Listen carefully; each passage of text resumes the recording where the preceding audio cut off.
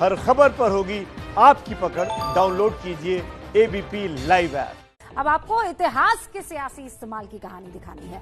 सत्ता की राजनीति में इतिहास अपने हिसाब से समझा और समझाया जाता है, और इसीलिए जम्मू कश्मीर में इन दिनों इतिहास के एक ऐसे किरदार को जिंदा किया जा रहा है जिसके बारे में अब तक ज्यादा कुछ लिखा या कहा नहीं गया है। बीजेपी ने इस नए दाव के निशाने पर कश्मीर के वो सियासी परिवार हैं जो पिछले 70 साल से कश्मीर पर राज करते रहे हैं।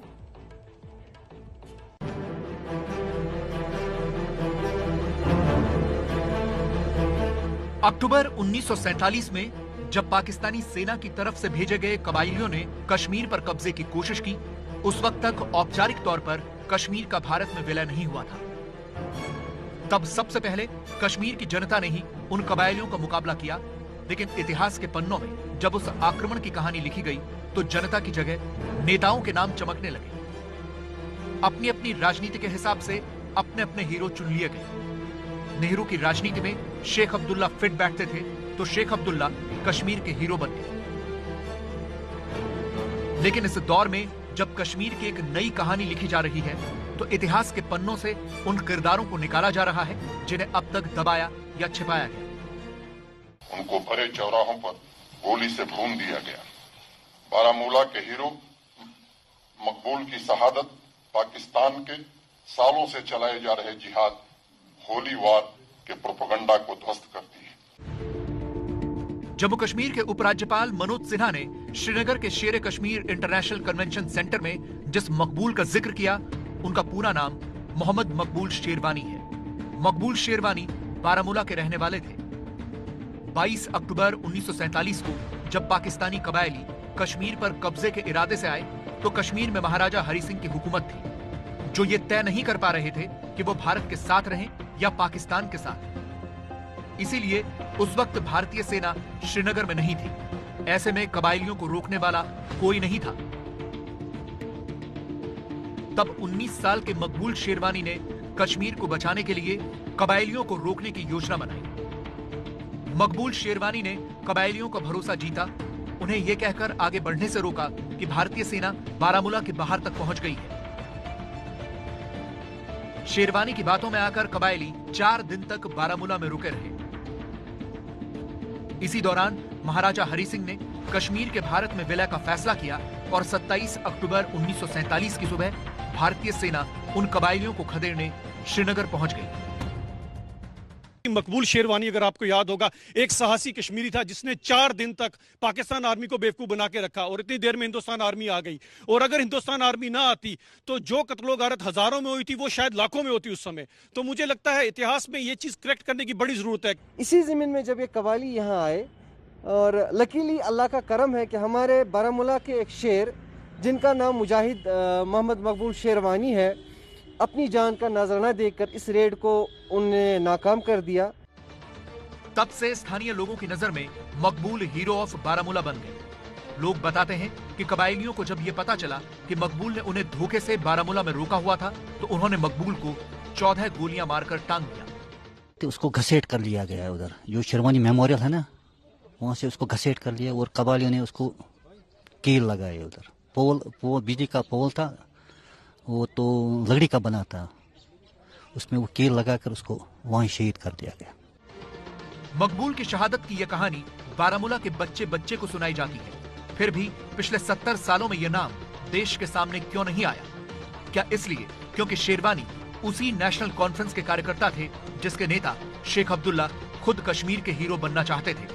क्या इसीलिए कश्मीर के इतिहास में शेरवानी जैसे किरदारों को दफन कर दिया गया? National conference, PDP, Congress, BJP, इनका तो यही एजेंडा रहा है। जो भी कोई अच्छा काम करता है तब तक उनको पूछते नहीं है, तो उसके बाद क्या करते हैं कि उनको अपना टैग देते हैं। मुझे लगता है कि वो पॉलिटिकल एक कॉन्फ्लिक्ट बेनिफिशरीज रहे हैं और मुझे लगता है उनमें से किसी ने अभी तक शहीद जो है मकबूल शेरवानी साहब के घर वालों के साथ खराज तहसीन, खराज अकीदत या उनकी इज्जत अफजाई नहीं की होगी। इतिहास में कौन चमकेगा और कौन नहीं, ये इस बात से तय होता है कि किसके नाम से किसकी राजनीति चमकती है। इसीलिए इतने सालों तक कश्मीर के इतिहास में अब्दुल्ला और मुफ्ती परिवार चमकता रहा। दिल्ली की सत्ता भी अपने मुताबिक इन दोनों परिवारों का इस्तेमाल करती रही।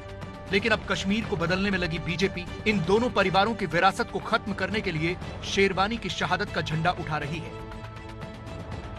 इसीलिए श्रीनगर में शेर कश्मीर इंटरनेशनल कन्वेंशन सेंटर में 22 अक्टूबर यानी कश्मीर पर पाकिस्तानी कबायली हमले के दिन एक सेमिनार का आयोजन किया गया। इसमें बारामूला के मकबूल शेरवानी को कश्मीर के नए हीरो के तौर पर पेश किया गया।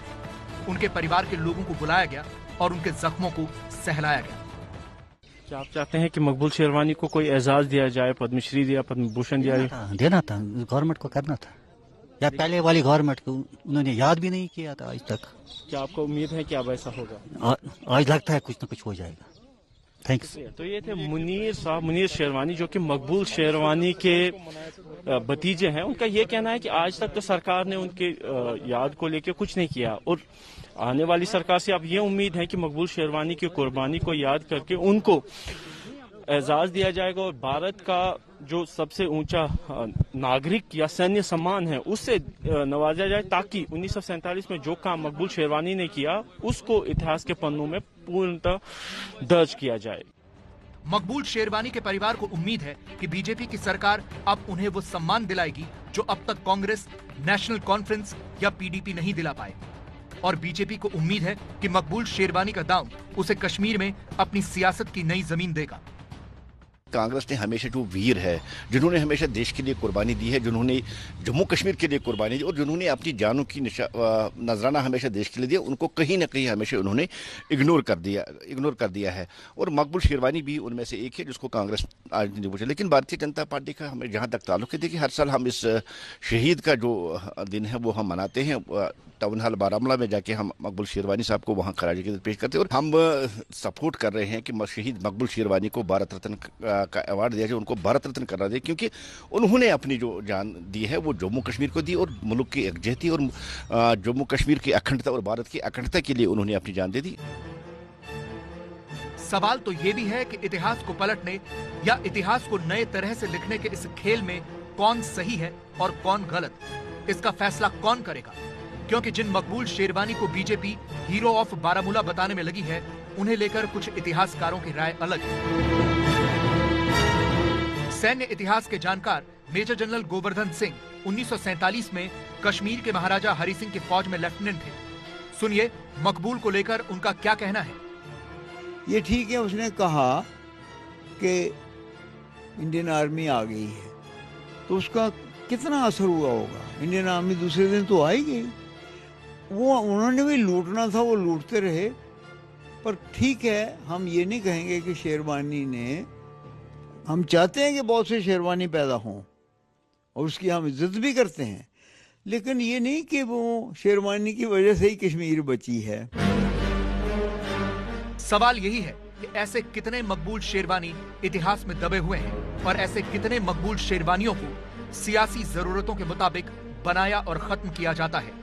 सत्ता के खेल में 70 साल से यही होता आया है। नेहरू कांग्रेस की सियासत का चेहरा बने तो बीजेपी ने पटेल की विरासत पर कब्जा कर लिया। कश्मीर के लिए कांग्रेस ने शेख अब्दुल्ला का इस्तेमाल किया तो बीजेपी ने श्यामा प्रसाद मुखर्जी को खड़ा कर दिया। इतिहास को अपने हिसाब से पलटने के इस खेल में इतिहासकार भी सत्ता का मोहरा बनते जा रहे हैं। श्यामा प्रसाद मुखर्जी का तो कश्मीर से कोई ताल्लुक ही नहीं था, वो तो बंगाल के थे।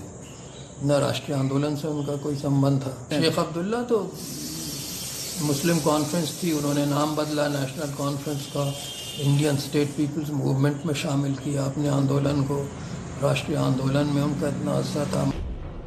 इतिहास को अपने हिसाब से समझने और समझाने का ही नतीजा है कि बरसों बाद बारामूला के मकबूल शेरवानी जैसे किरदार सामने आते हैं और अचानक उन्हें भारत रत्न देने की मांग शुरू हो जाती है। बीजेपी के इस जाल में कांग्रेस भी फंस चुकी है। उनको तो अवार्ड मिलना ही चाहिए, मिलना चाहिए, क्योंकि वो तो मेमार है इस देश के, खासकर जम्मू कश्मीर के, जिन्होंने अपनी जान गंवाकर इतना बलिदान समझ लीजिए, सैक्रिफाइस दी है उन्होंने। वो क्या बोलने वाली बात है? वो तो सवाल ही नहीं है। लेकिन कश्मीर के जिन राजनीतिक परिवारों के खिलाफ बीजेपी ने शेरवानी को खड़ा किया है, उनके मुंह पर ताला लग गया है। महबूबा मुफ्ती ने आज लंबी प्रेस कॉन्फ्रेंस की, पर जब एबीपी न्यूज ने उनसे मकबूल शेरवानी पर सवाल किया तो वो ये बोलकर चली गईं कि उनके लिए ये कोई मुद्दा नहीं है। उनके लिए कोई मुद्दा नहीं है।